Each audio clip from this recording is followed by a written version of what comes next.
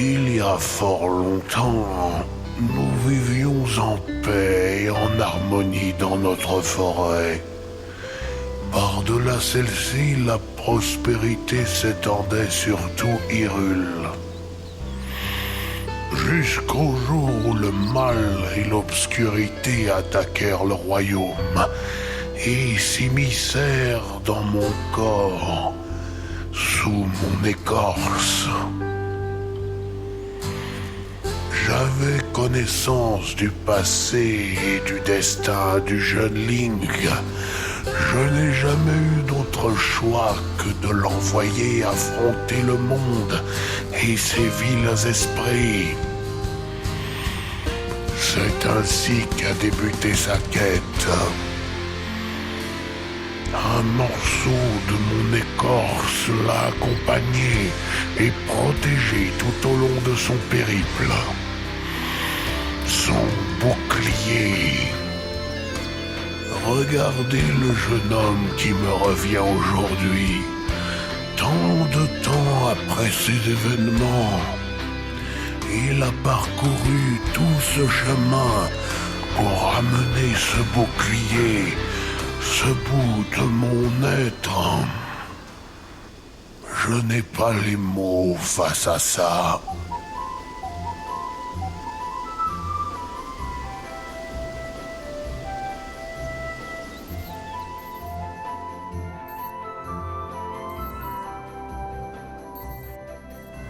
What's up, bitches? Sorti en novembre et décembre 1998, The Legend of Zelda Ocarina of Time suscitait déjà l'intérêt de tous depuis 3 ans lors de sa démo au Nintendo Space World de 95. Après ces 3 ans, donc en fin 98, et après des demandes de précommande bien trop nombreuses pour être satisfaites, Ocarina of Time est lancé à travers le monde. Ce jeu est le premier Legend of Zelda en 3D. Il est l'un des jeux les plus acclamés par la presse de tous les temps d'après le site puissancezelda.com.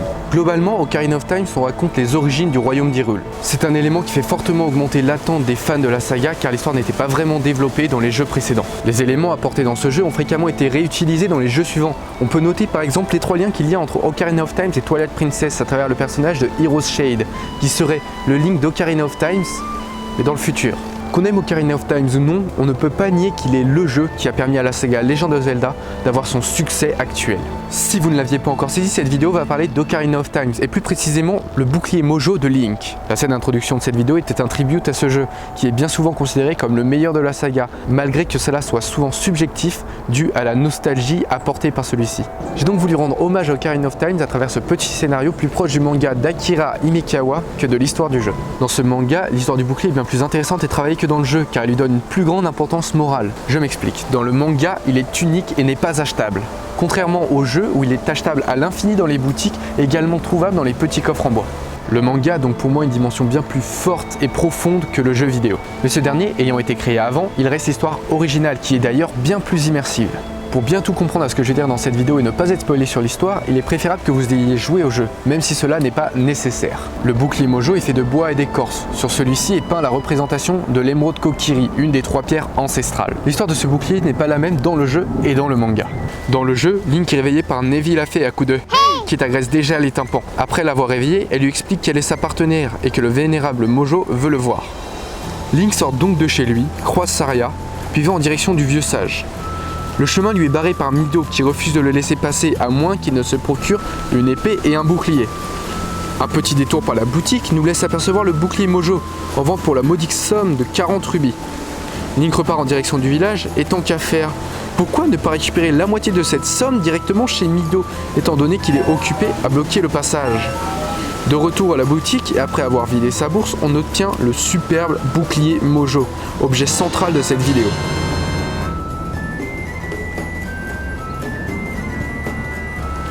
Rien de bien exceptionnel, il ne reste qu'à aller récupérer l'épée Kokiri au fin fond du village, et une fois équipé, on peut prendre un peu le temps de s'admirer.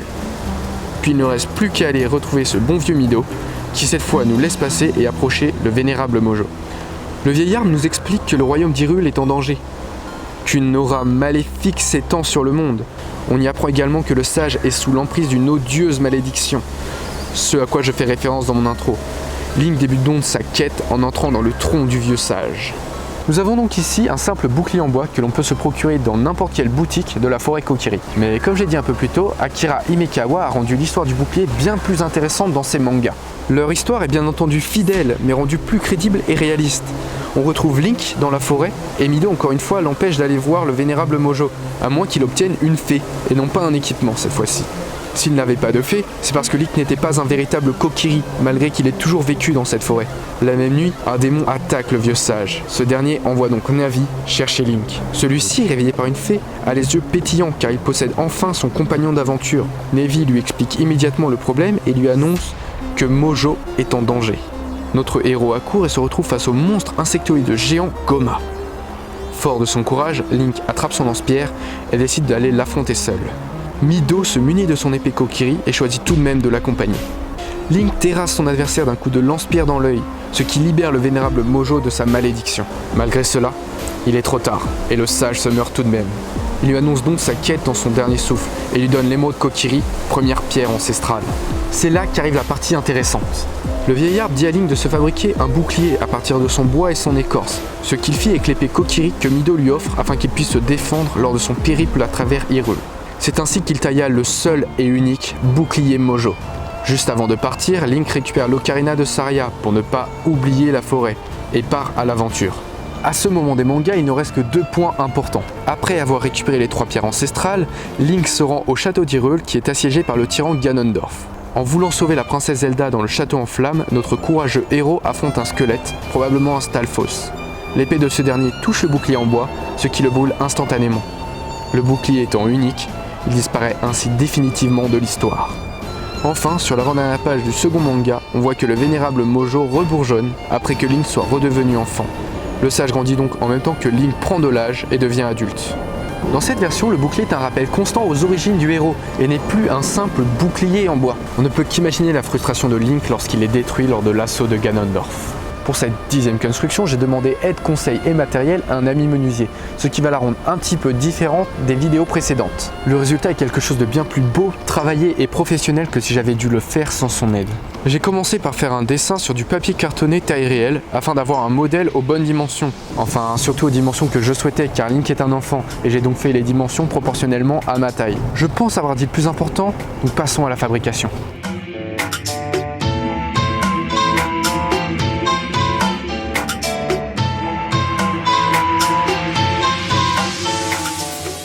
Nous avons débuté en traçant la courbe voulue pour le bouclier, puis tracé les sections de planche afin de définir les angles nécessaires à leur futur collage.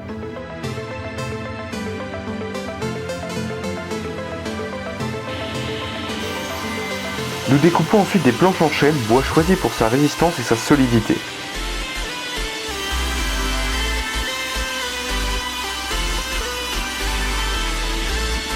Vient le lissage des champs à l'aide d'une dégauchisseuse.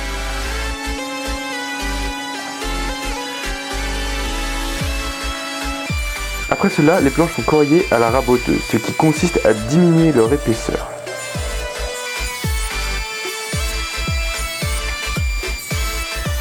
Les planches ayant la bonne épaisseur, on peut découper à la scie leurs bords en biais en suivant les angles définis pour le collage.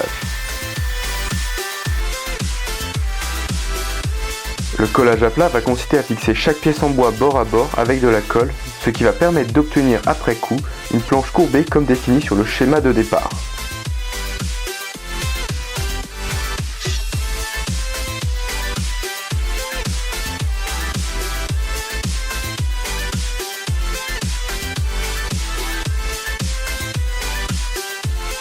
Après que la colle est séchée, nous avons dégauché la face avant pour arrondir les angles bruts des planches et ainsi lisser le bouclier.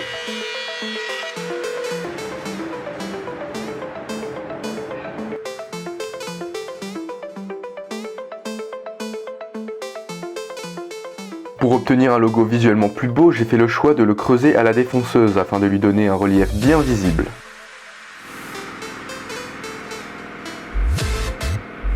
Une fois la machine posée, retour à un outil plus manuel, le ciseau à bois, afin d'aller plus dans le détail et de peaufiner les formes du logo.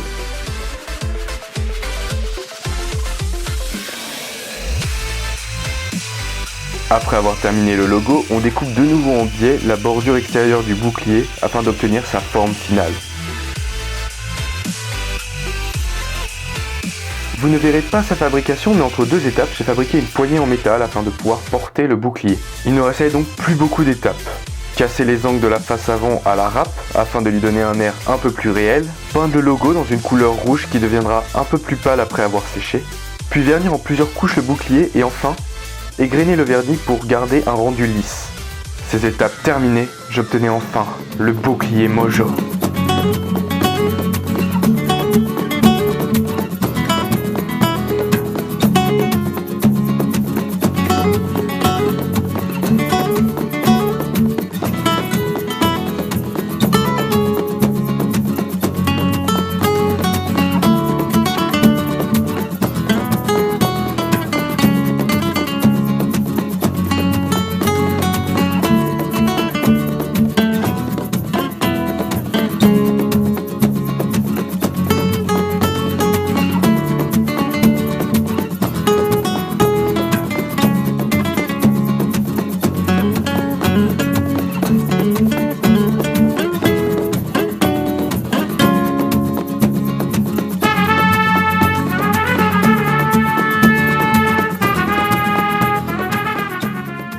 C'est donc ce bouclier Mojo qui est loin d'être le plus mythique de la saga que je voulais vous présenter dans cette vidéo. Il est pour moi un rappel aux origines du héros, tout comme l'Ocarina, mais à la différence de ce dernier, il lui apporte une réelle protection. Cette vidéo aura mis du temps à sortir et j'imagine que vous comprenez pourquoi. Beaucoup de temps, de travail et d'investissement ont été requis pour pouvoir la terminer.